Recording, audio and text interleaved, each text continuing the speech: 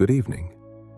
Tonight, as the quiet calm of night settles in, we invite you to immerse yourself in a story that weaves together not only timeless facts, but also the enduring inspiration of humanity. Before you unfolds a moving and true account of the remarkable deeds of Alexander the Great and those close to him, people who didn't just conquer the world with the sword, but laid the foundation for future civilization. The Library of Alexandria became their spiritual legacy, transforming the city into an oasis of culture and wisdom. You'll hear in detail how courage, ambition, wise strength, and the subtle twists of fate are reflected in the lives of great scholars, philosophers, poets, and keepers of knowledge who gathered words and ideas that would survive the ages.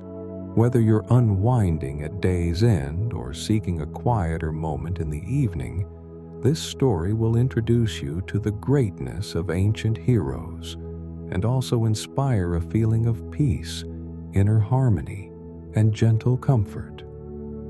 Let your thoughts slow for a while. Give yourself to the world of legend and sink into an ever-inspiring, restful night filled with strength, wisdom, and the tender care of ancient Alexandria. Imagine the midday heat along Egypt's coast, where two ancient forces meet, the waters of the Mediterranean and the boundless sands of the desert. Here in Alexandria, at the very crossroads of civilizations, began one of the most ambitious tales in human history, the story of a library unlike any before or since. By a twist of fate, its founder would be Ptolemy I Soter, king of Egypt. Born into the ancient Macedonian nobility, Ptolemy's youth was far removed from royal excess. His name, Ptolemy, deriving from a word for battle, foretold a life shaped by war. Destiny soon wove his path with Alexander the Great, and Ptolemy became one of the conqueror's closest companions. Years at Alexander's side taught him not only the art of war, but the refined ability to build camps, instill order in chaos, and respect not only power, but the word and knowledge. There's speculation that Ptolemy may even have been the illegitimate son of King Philip II, Alexander's father. Such rumors echo his career as a true statesman. Fierce respect for learning and sharp political insight made him not just a soldier, but a builder of realms. When Alexander died, the ancient world entered a new age of struggle for his legacy. Ptolemy found himself at the very heart of it, almost magically balancing force and fate. In 323, before Christ, he became the satrap and later king of Egypt, founding a dynasty that would rule the land for 3 centuries. But Ptolemy was no faceless conqueror. He transformed Alexandria into Egypt's capital, the gateway between East and West. Above all, he was drawn to the idea of creating a spiritual and cultural center. Thus was born the dream to gather all the knowledge in the world. Legend says that the vision for a great library may have come from Alexander himself, who dreamed of uniting peoples and knowledge, making his city a cultural capital where trade routes converged. Yet Ptolemy found even greater inspiration in philosopher and statesman Demetrius of Phalerum, who arrived in Egypt from Athens. Through thoughtful dialogue with Ptolemy, Demetrius brought him the ideas of Plato and Aristotle, whose schools were both centers of thought and repositories of books. For Ptolemy, this became an idée fixe. If he could gather wisdom from Greece to India, house it in marble halls, and attract the world's greatest minds, Egypt would have new greatness not through war but intellect. This moment of dreaming marked the beginning of the Library of Alexandria's story. The library's construction unfolded with the scope worthy of imperial ambition. The plan followed the best Greek academies, giving pride of place to a site at the heart of the Museion, the temple of the 9 muses, patrons of the arts and sciences.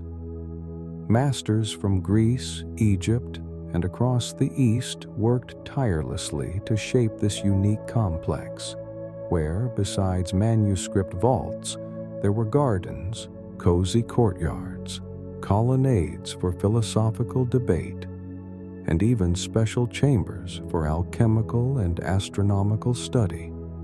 On some days, Ptolemy himself strolled through the construction site, watching the ranks of marble columns rise, papyri being unloaded, and intricate mosaics laid along the floors. The director of this grand symphony was Demetrius, former leader of Athens and an organizer who understood the needs of scholars and library systems alike. Finishing the library was not the work of mere years, but decades. It's said that this tremendous endeavor took 23 years. Several innovations were introduced. A special system for storing scrolls in niches, advanced ventilation to preserve papyrus, even dedicated zones so scribes could copy texts undisturbed. In the end, the library rivaled the temples surrounding it, and the architecture itself became something of a wonder, proudly competing with Alexandria's famed lighthouse. According to legend, a special decree from Ptolemy required every ship arriving in Alexandria's port to surrender all books and scrolls for copying. So the library's collection became a unique treasure trove of learning from the ancient world. Many say Aristotle's private library formed the nucleus of the collection, transferred via Theophrastus and Demetrius. Some 40,000 manuscripts gathered during Alexander's campaigns. To attract the greatest scholars and poets, Ptolemy promised not only honor and salary, but handsome gifts. In legend, even half his kingdom, should they agree to teach at the Museion. The building was engineered so breezes could flow through its halls, keeping heat and sea moisture from damaging precious papyrus and parchment. For the first 3 decades after its foundation, construction and improvement never ceased. A garden for strolling was added, laboratories, distinct archive towers, and even a small amphitheater joined the main building. When the library's walls were finally completed and the doors opened for seekers of knowledge, it was a true celebration. The city filled with philosophers, historians, poets, and travelers from the farthest corners of the ancient world. The grandeur of this gathering astonished contemporaries. Alexandria had become the living heart of the ancient world, a place where epochs and cultures converged. A new tradition of respect for knowledge began. Hundreds of young students learned from the greatest mentors. Thus, within Alexandria's marble halls, a new enduring story was born. Through the bustling port of Alexandria, where the waves of the Mediterranean murmur against the stones like the eternal music of time, your eyes are drawn upward to something magnificent, a marvel of ancient architecture in which fragments of Greece, the wisdom of Egypt, and the boldness of new ideas all intertwine. In its very design, the Library of Alexandria possessed something both magical and practical. It was far more than a house of books. It was a temple, where every chamber paid tribute to the many facets of science and art. White marble walls glimmered in the golden sunrise, and grand colonnades, like frozen forests, held coolness against the day's heat. Birds sang in the garden, and the rustling of leaves mingled with the susurrus of papyrus scrolls. Every sound was woven into the greater tapestry of knowledge. At the heart of the complex stood the great Mauseon, the temple of the Muses, around which the library itself was built. The structure stretched along one of Alexandria's principal streets, as if embracing the city itself. Its architectural plan was unique, featuring multiple manuscript vaults, individual reading rooms, scribes' workshops, archive spaces, and long galleries for strolling. Not simply bookshelves, but lofty marble alcoves, adorned with statues of philosophers and wise men, framing the shelves that held hundreds of thousands of scrolls. Legend has it that at the very center of the library, a grand hall was crowned with a wide dome of polished stone that reflected daylight, softly diffusing it throughout the vast space, evoking a sense of perpetual August, tranquility, and comfort. Floors were laid with intricate mosaics depicting the birth of sciences, battles among gods, and the greatest achievements of human thought. In the heart of the hall were amphitheaters for lectures, beside long marble tables where scholars carefully turned the pages by the gentle light of oil lamps. But the library wasn't limited to these halls. Special importance was given to the scriptoriums, where scribes labored over texts. Fresh papyrus always lay ready, and a steady, careful hand inscribed neat letters in Greek, Egyptian, and Eastern scripts. Breathing in the scent of ink, one could lose track of time. Hours here were measured not by sunlight, but by the number of pages copied. Along inner courtyards ran shaded arcades.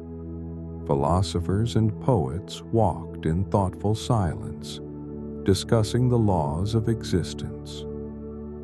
It was believed the subtlest discoveries were born here, beneath the whispering wind, surrounded by the scents of jasmine and resinous trees, as scholars pondered the structure of the world and human soul.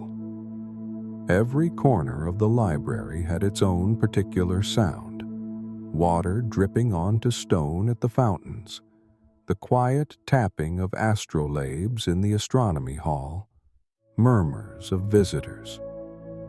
This was where the very pulse of time could be felt, where ancient Egyptian tradition blended seamlessly with the Greek quest for harmony. Even the light was cleverly arranged. Halls faced northeast so that gentle morning sun illuminated the vaults, safeguarding manuscripts from decay, while books, sleeping in their niches, stayed protected from overwhelming heat. Especially cherished were the library's richest archives, open only to the select few.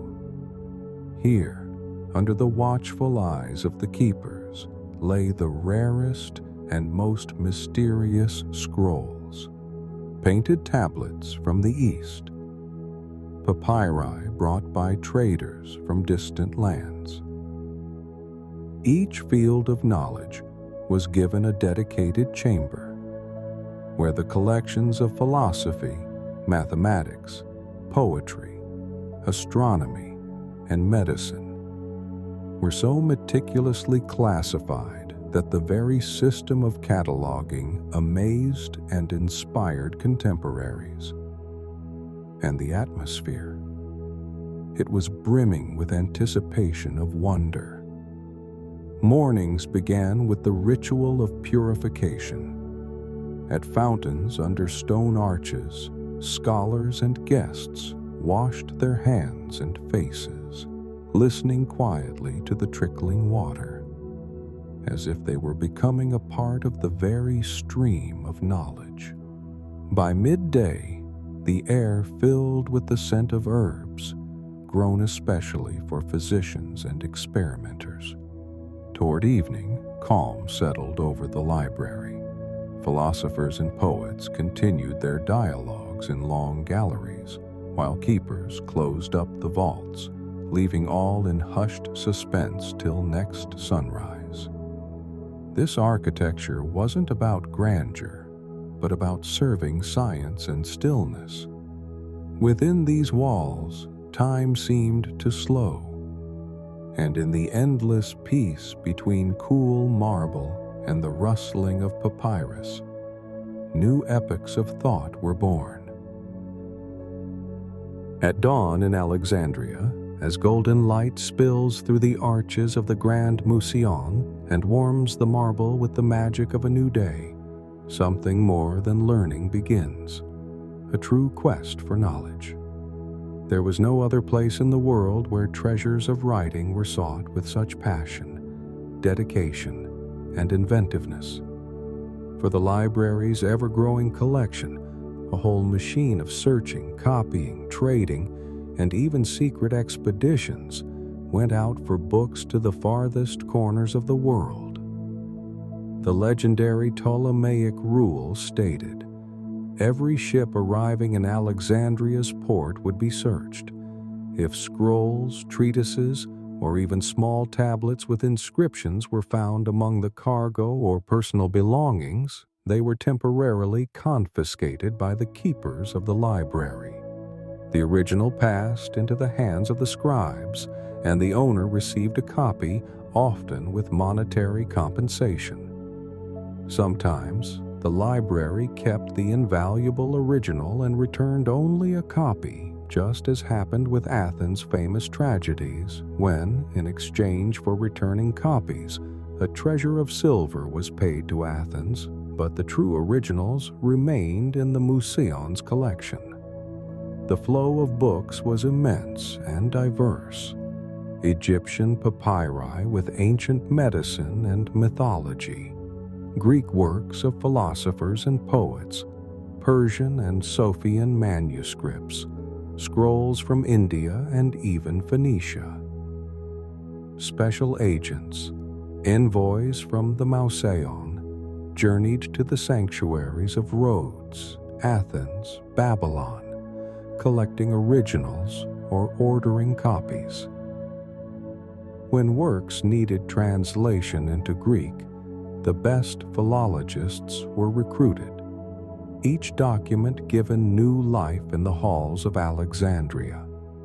In marketplaces among traders, astronomical treatises would turn up, or cryptic notes from Eastern sages, becoming pearls in the collection.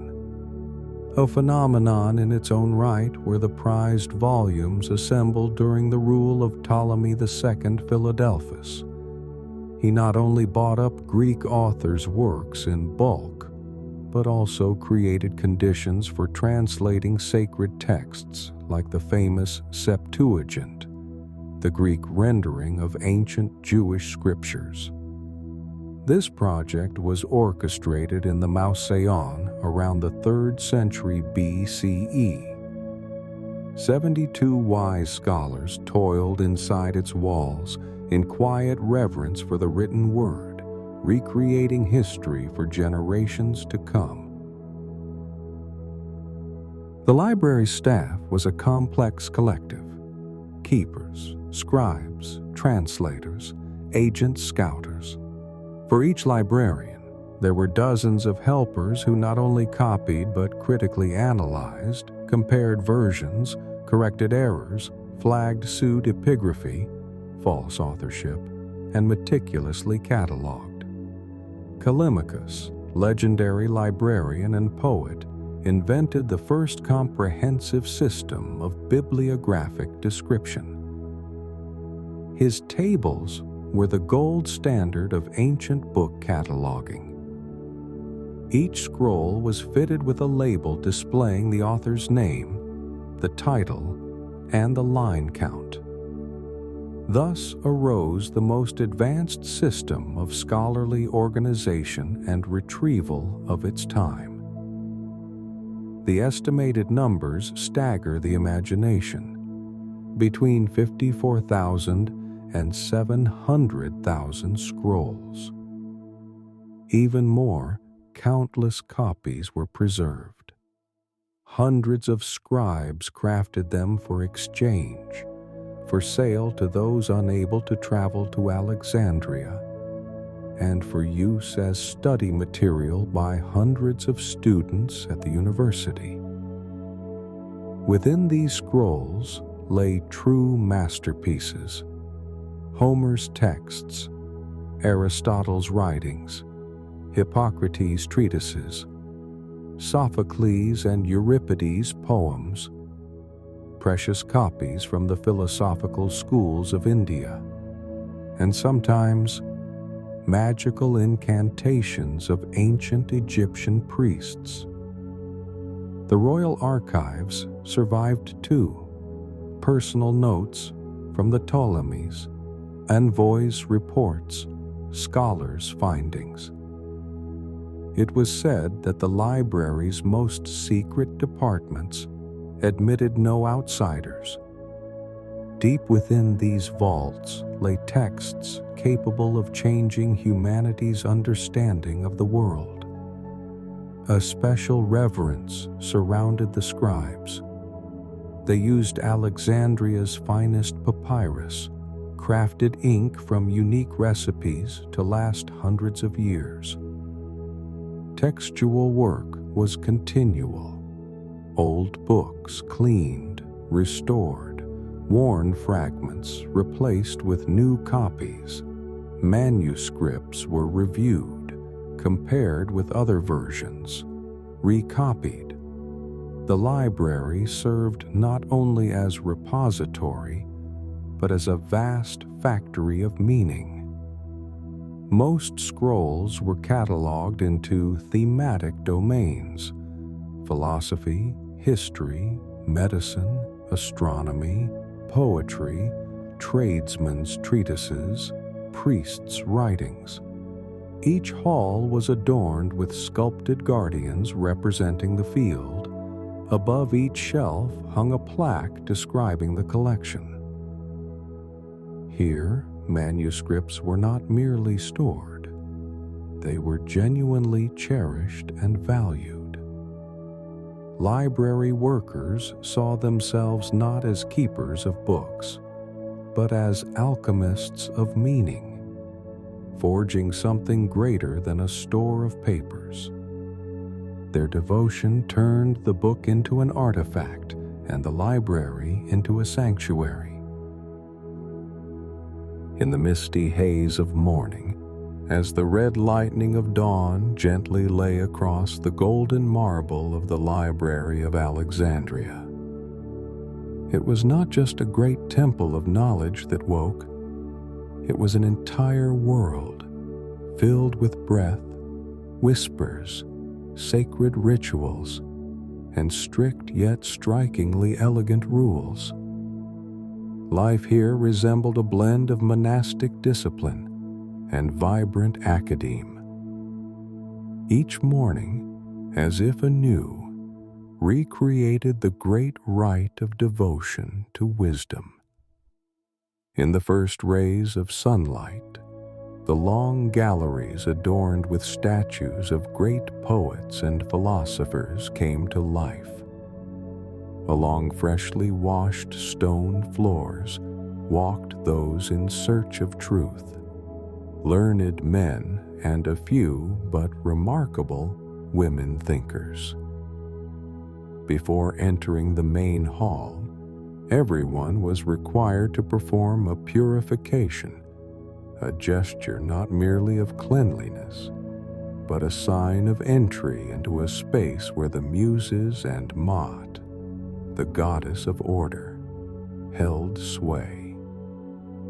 Water murmured in stone basins, and at this moment, each visitor felt a special connection, as if becoming another link in the eternal chain of knowledge. Once that threshold was crossed, a day began brimming with discipline and poetry. The academy, which took the best from the Hellenistic tradition, prescribed a way of life stricter even than that of soldiers on the battlefield. The day consisted of hours for deep reading, reflection, writing, and discussion. Each scholar and student had access to the tables by schedule. The keepers watched over order, gliding slowly through the halls, silent, shadowy priests of knowledge.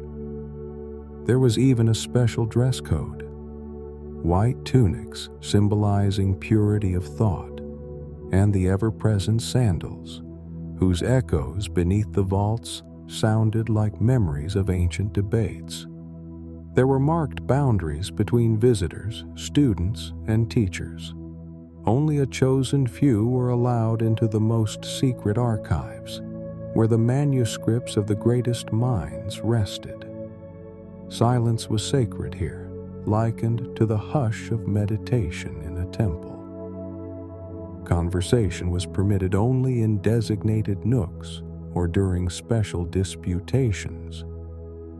And if someone broke the harmony, the keeper could sternly pull them aside, assign a time for correction, or in severe cases, even temporarily revoke access to the treasured halls. Every book, every scroll, was not just an object. They were considered part of the very soul of the Mouseion. Scrolls were tied with care, labeled with the author's name, not mere formality, but a sign that knowledge has a face, a story, even an honor. It was considered poor form to leave ink stains or damage papyrus. For that, one could be expelled forever. At midday, when moist sea breezes wafted the scent of salt and herbs into the galleries, the life of the library briefly quickened.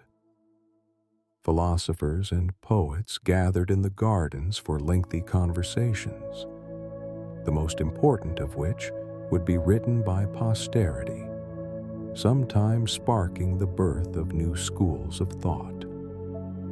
After midday, as the day's fervor faded, public lectures would begin, the amphitheater filling with listeners. Real disputations arose, passionate, lively, but always held in check by the wondrous code of library honor. In the afternoon, the library was steeped in a special, rich harmony. Here reigned not only silence, it was often called poetic, even musical, for inside, among the rhythmic whispers of pages and the faintest footsteps, an extraordinary calm prevailed. Every movement, every glance was part of a centuries-old ritual of reverence for wisdom. In the academic city of the Mouseion, life was not limited to lessons and reading. Here, within the library, lived great minds: Euclid, Archimedes, Eratosthenes, taught and wrote their works. Scholars, students, and keepers alike followed a strict schedule. Mornings began with individual study in reading rooms, followed by practical sessions, debates, and public lectures. The rituals were surprisingly varied. In the observatory, there were nighttime observations of the stars. The zoological garden hosted readings of ancient treatises on animals. In the botanical corner, samples were gathered to describe new species of plants, all accompanied by meditative pauses before, during, and after work with the manuscripts. Even a short break, like a walk for fresh air in the gardens, was regulated. No more than 20 minutes, lest one be distracted from contemplation of truth. During formal debates and reading evenings, wonders of collective wisdom could unfold. All participants had to listen in silence until the poet or senior keeper spoke. Only after the main address was it permitted to ask questions. Only those that brought fresh food for thought. Heated arguments were strictly forbidden. Respect for an interlocutor was as much a ritual as worship of the muses. The commandments of the Library of Alexandria were humility, precision, respect for every author. Manuscripts were copied with lavish care, choosing only the finest ink and papyrus. Scrolls were considered gifts of the gods. If damaged, a keeper was duty-bound to send it at once for restoration. Violators of order could be banished from the community for good. Even brief notes and records were studied under glass, so as not to touch the originals unnecessarily with human hands. The chief librarian of the Mosion was at once mentor, scholar, priest, even tutor to the royal heir. His subordinates, grammarians, translators, scribes, even slaves, were strictly divided into shifts. During work, distractions were not tolerated. Any interference was punished by barring entry to the hall for a month. Food was often brought right to a scholar's reading desk.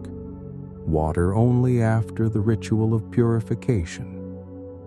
By evening, after each sage retreated into their own thoughts, the libraries did not die away. On the contrary, a new phase of meditation began. Candles slowly dimmed. Shadows stretched. Little flames flickered among the papyrus shelves, and the glow of oil lamps transformed the halls into underwater grottos, all shadows and mystery. Some whispered prayers to the muses. Some drafted their latest treatise on the nature of the cosmos, and some simply gazed at the stars, knowing, within these walls, eternal thought was always being born. Above Alexandria's dark, watery horizon, as the first light awakens the library's marble facades, shadows of legendary sages begin their eternal procession. Minds whose thoughts shaped not only the ancient world, but all of human civilization. Their names echo in every alcove. Each garden path preserves the memory of their debates and insights, and every scroll bears the imprint of their genius. Here labored and inspired Eratosthenes, Euclid, Callimachus, Aristarchus of Samos, Archimedes, Ptolemy, Zenodotus, Apollonius of Rhodes, and Hypatia. Each day at the Mouseion, reflected tremendous intellectual activity. Eratosthenes of Cyrene, the very man who first precisely calculated Earth's circumference, still enjoys acclaim today, yet in his time he was known as the all-knowing one, capable of debating astronomers, poets, and geographers alike. He created detailed world maps, systematized knowledge of latitude and longitude, proving that Earth was not just a sphere, but a measurable mystery beckoning discovery. Euclid was far more than a mathematician. He was a teacher to future generations. His Elements laid geometry's foundation, enduring to this day. Legend says Euclid could conduct thoughtful dialogues with students for hours, even in the most secluded corners of the library gardens, proving axioms on mosaic tiles with a jasmine branch.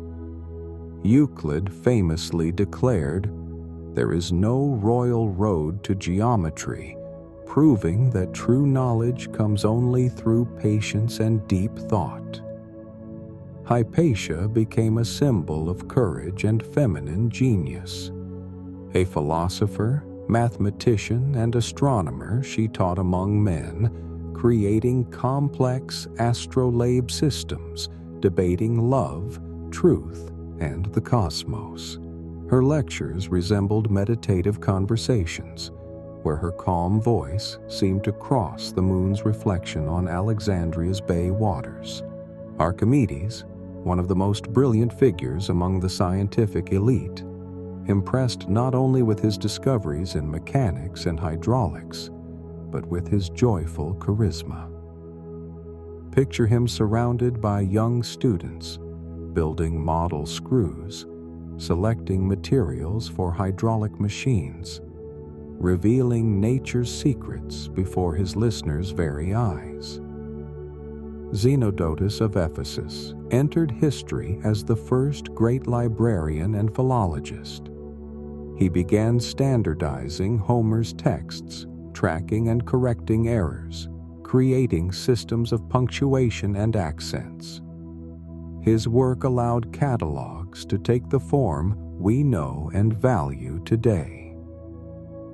Callimachus of Cyrene expanded Zenodotus's work. Catalogs became true biographical encyclopedias, with detailed information about authors' lives and education, genre lists, and identifying phrases from plays. Here, amid marathons of recording and debate, scientific bibliography was born. Aristarchus of Samos, an astronomer innovator, proposed the heliocentric model of the universe, arguing that Earth revolves around the Sun. His work was discussed beneath colonnades, while diagrams were drawn in sand beside water gardens. Eratosthenes, pondering cosmos and Earth, built bridges of knowledge across thousands of kilometers of great Alexandria. Apollonius of Rhodes, the poet, author of the Argonautica, wrote here his greatest lines about the myths and passions of ancient heroes. His works complemented the scientific worldview with the art of words, creating a polyphony of history. In Alexandria also worked and practiced the physicist Hero of Alexandria, who created the first prototype of a steam engine. Pappus of Alexandria, author of geometric treatises. Theophrastus, Aristotle's heir and collector of knowledge about nature. The Roman Galen, physician and anatomist, father of medicine. Here, they knew no boundaries of nationality or gender. The library welcomed the most worthy, regardless of origin. Each scholar underwent a test of intellectual strength before joining the community. Their ability to debate with respect, readiness to listen, and learn from less experienced colleagues. For instance, Hypatia taught that wisdom has no masculine or feminine nature. Every thinker must follow their own path, seeking truth as a gardener seeks fresh dew after scorching heat. Archimedes proclaimed that discovery happens where careful work meets genuine joy. Students didn't merely read others' books. They became co-authors of future epics. In moments of inspiration, great philosophers and poets gathered in special halls for night-long debates, where every phrase became a new ancient parable or theorem. The Library of Alexandria was not simply a repository of thoughts, but a living network where teacher and student, poet and astronomer, philosopher and physician formed one whole. Thus was born the world of scientific schools, transforming Alexandria into the capital of reason. For centuries, as Alexandria's warm breeze stroked the library's marble walls, new ideas were born here, passing from one soul to another, transforming into works able to withstand fires and oblivion.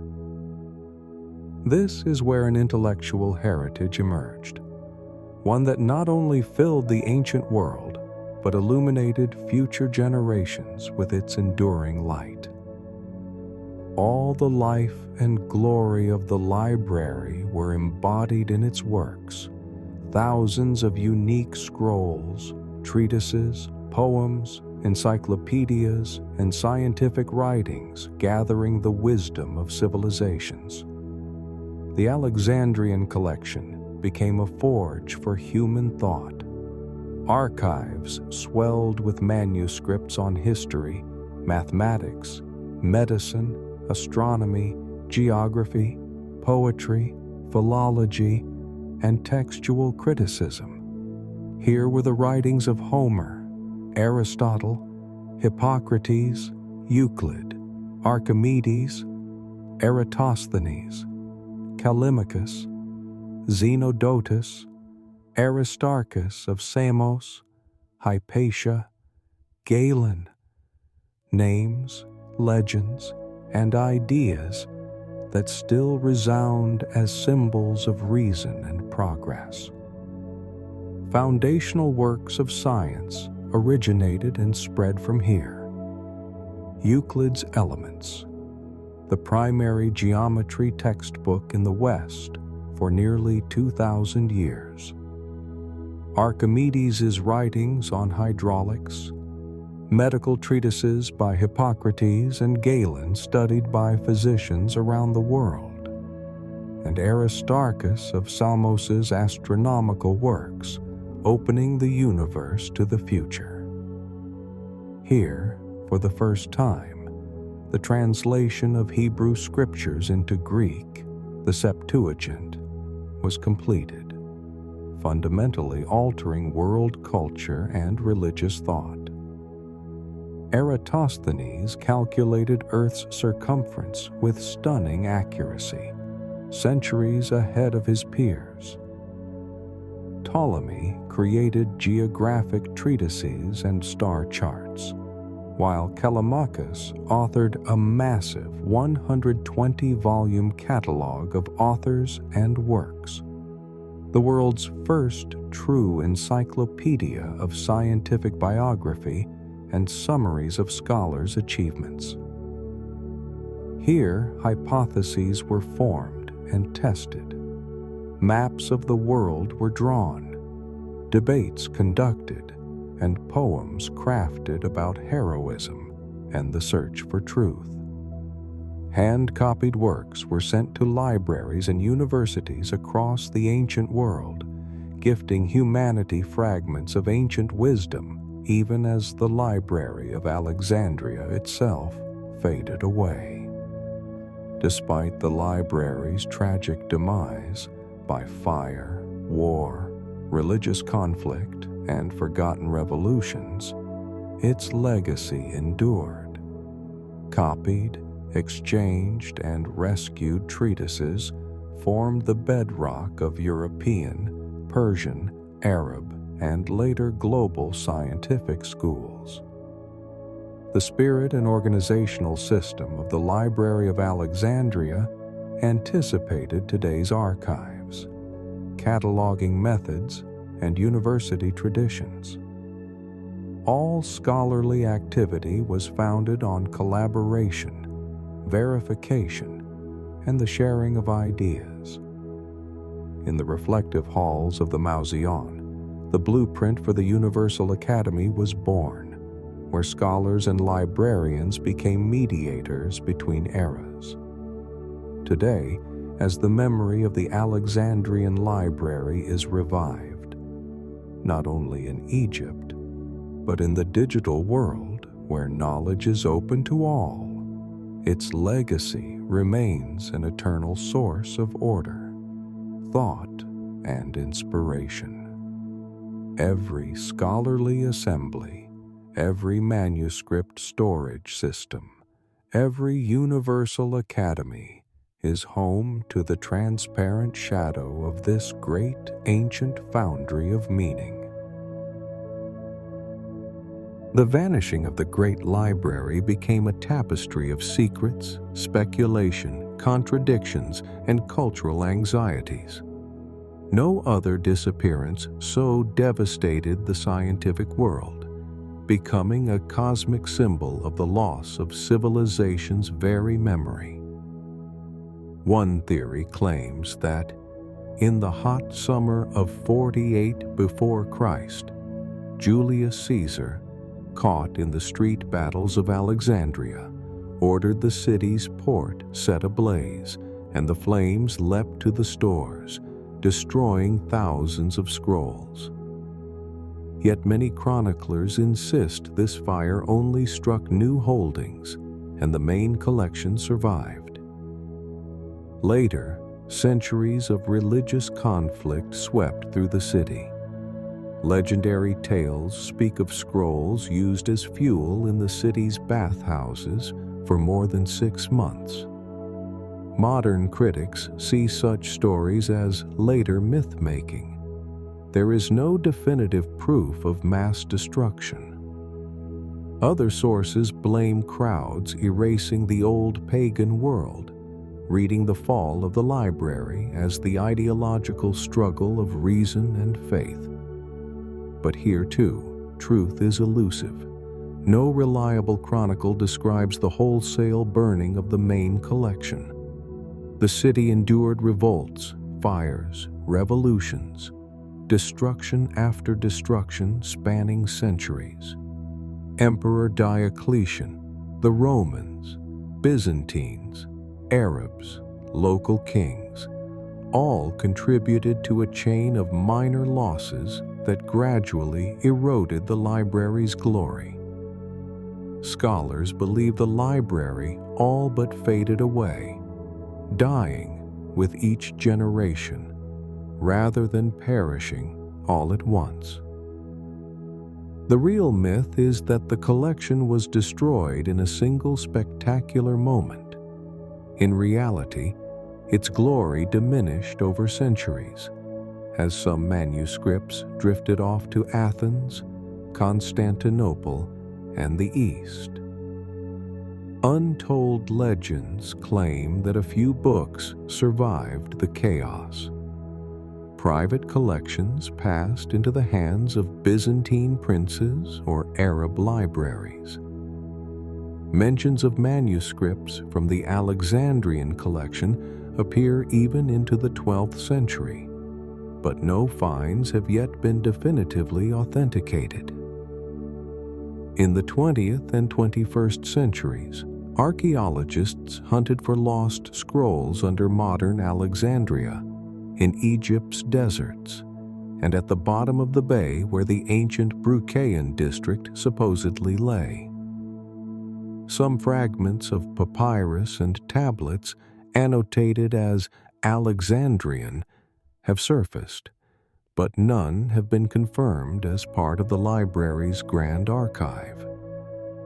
Stories of discovered texts often unravel into legends.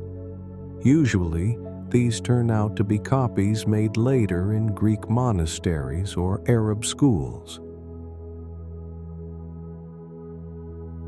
Modern archaeologists fixed their attention on the heart of Alexandria and its royal district. In the 1990s, excavations revealed fragments of ancient buildings, statues of Socrates, images of gods, and even a mysterious stone chest thought to have stored books. Now in the Vienna Museum of Art History, possibly the only surviving witness to the Grand Archive. At the Serapeum, likely a daughter library, a suite of 19 rooms was found, seemingly for storing books. An inscription from the reign of Ptolemy II Philadelphus suggested that manuscripts might have been scattered throughout Alexandria, not just in one building. Today, the new Library of Alexandria, opened in 2002 near the site of the ancient city, plays a special role.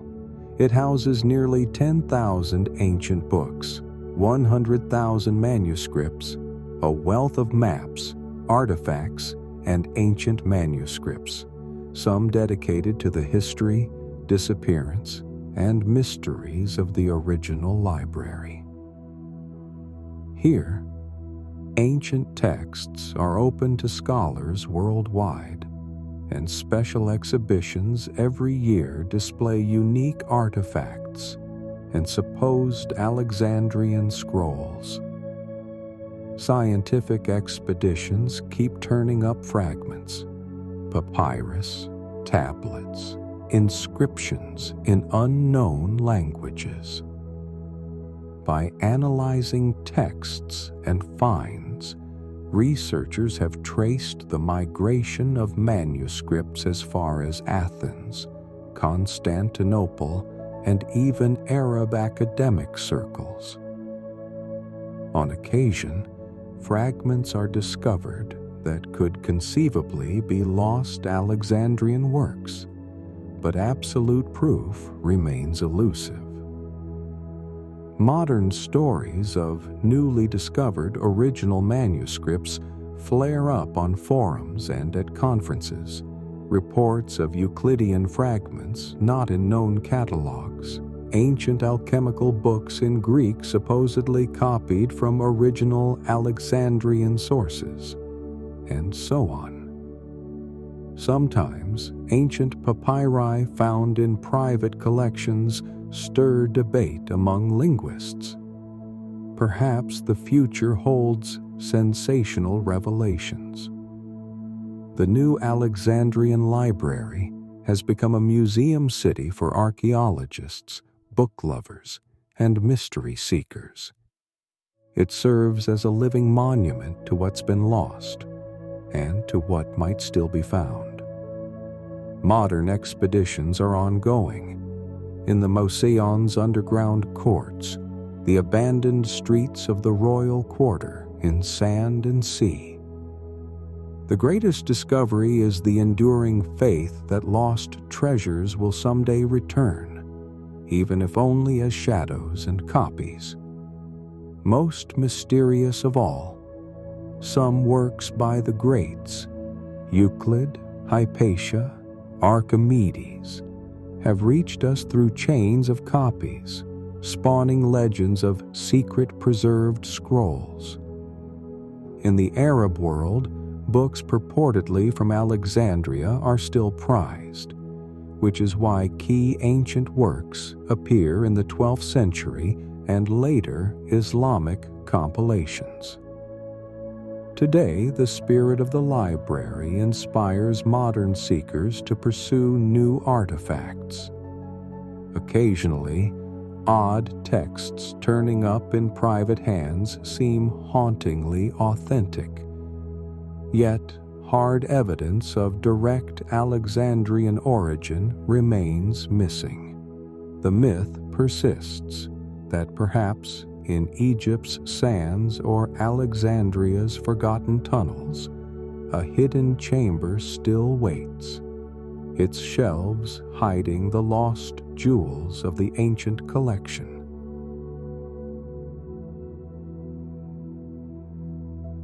The Library of Alexandria was far more than a mere collection of books.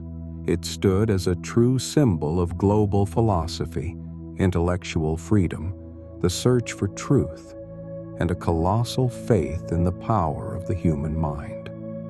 The spiritual legacy of this place cannot be measured in scrolls or numbers.